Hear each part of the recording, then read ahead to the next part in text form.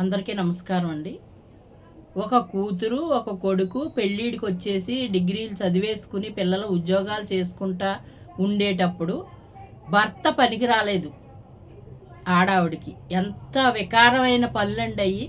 కుటుంబ వ్యవస్థని చిన్నాభిన్నం చేయటమే కదా. రేపొద్దున్న ఆడపిల్ల భవిష్యత్తు ఏంటి? పిల్లోడు ఎదిగాడు, ఆ అబ్బాయి తలకాయ ఎత్తుకు తిరగగలడా? తన కొడుకు వయసున్న వ్యక్తితోటి అక్రమ సంబంధం అంటే ఏంటి? ఇన్స్టాగ్రాము లేకపోతే ఈ ఫేస్బుక్, వాట్సాప్లో ఫ్రెండ్స్ ఎంతవరకు అండి? ఆ వయసులో ఉన్న ఆడాళ్ళు 40 సంవత్సరాలు వచ్చినాయి అంటే ఆడవాళ్ళతో స్నేహం చేసుకుని మంచిగా మాట్లాడుకుంటే దానికి ఒక అర్థం ఉంది.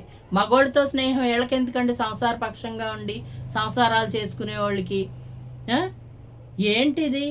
అసలు భర్త అనేవాడు ఇంట్లో ఉన్నాడో, ఎంతో అబ్బరంగా చూసుకునే వ్యక్తి ఉన్నాడో, నా పిల్లలు ఉన్నారో, నా జీవితానికి ఇది చాలు అని ఎందుకు తృప్తి పడట్లేదు? ఇంకా లేనిది ఏంటి వీళ్ళకే? లేని దానికోసం అరులు చాసుకుని వెళ్ళిపోయి అక్కడ ఏమైనా సుఖపడతారా? 25 సంవత్సరాల వయసోడితో రిలేషన్ అంటే ఎలా ఉంటుందండి? ఆడు ఇది కాకపోతే ఇంకొకళ్ళు అన్నట్టు ఉంటారు వాళ్ళు. ఇన్స్టాగ్రామ్ పరిచయాలు ఏంటండి బాబు? అసలు ఒక వివాహ వ్యవస్థ అనేది భ్రష్టు పట్టేలాగా ప్రవర్తించటం కదండి.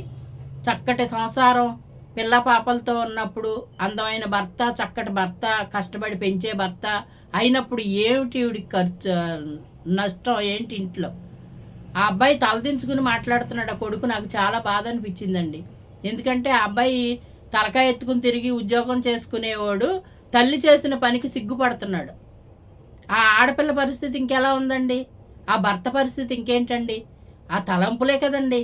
ఎందుకండి అంత ఆలోచన లేని పనులు, అంత కామవాంఛలతోటి కూడిన పనులు? ఎంత తప్పండి అది.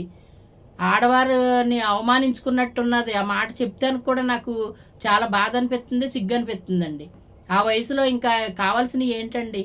భర్త, సంసారం, పిల్లలు. ఆ పిల్లలకు పెళ్ళిళ్ళు చేసుకుని మనవలతోటి సంతోషంగా ఇంట్లో గడుపుకోవాల్సిన పరిస్థితిని భర్త తెచ్చిన దాన్ని ఒబ్బడి చేసుకుని, లేదు ఏదో ఒక పని చేసుకుని చక్కని సంసారం అనుభవించవలసిన టైంలో ఎక్కడ కాళాస్త్రి, ఎక్కడ వైజాగు? ఏంటండి ఇది? ఇప్పుడు ఫోన్ అండి ఉపయోగంలాగా మనకి మంచి ఉపయోగపడేలాగా ఉపయోగించుకోవాలి కానీ చెడుకి ఉపయోగించుకోకూడదండి. సంసారాలు తీసేస్తుంది కదా ఫోన్ అనేది. ఎందుకంటే దుర్వ్యసనాలకి బానిసలైపోతున్నారు. చిన్న లేదు, పెద్ద లేదు, వయసుతో తారతమ్యం లేదు, సంసారం లేదు, ఏమీ లేదు. తలంపులు తెచ్చుకునే పనులు చేసేస్తున్నారు. ఆ సంసారంలో ఉన్న వాళ్ళందరూ కూడా తలకాయ దించుకునే పనులు ఇవి. అక్కడ ఏమైందో సూసైడ్ దాకా వెళ్ళిపోయారు. చూసారా ఎంత దూరం తీసుకెళ్ళిపోయిందో? ఎవరికీ చెప్పకుండా వెళ్ళిపోవటం అనేది ఎంత తప్పండి అది. ఆడవాళ్ళు అలాంటి నిర్ణయాలు తీసుకోకూడదండి. ఎప్పుడు కూడా చాలా దూరం ఆలోచించాలి. కాళ్ళ ముందు ఆలోచించుకుంటే లైఫ్ అక్కడ ఆగిపోద్ది.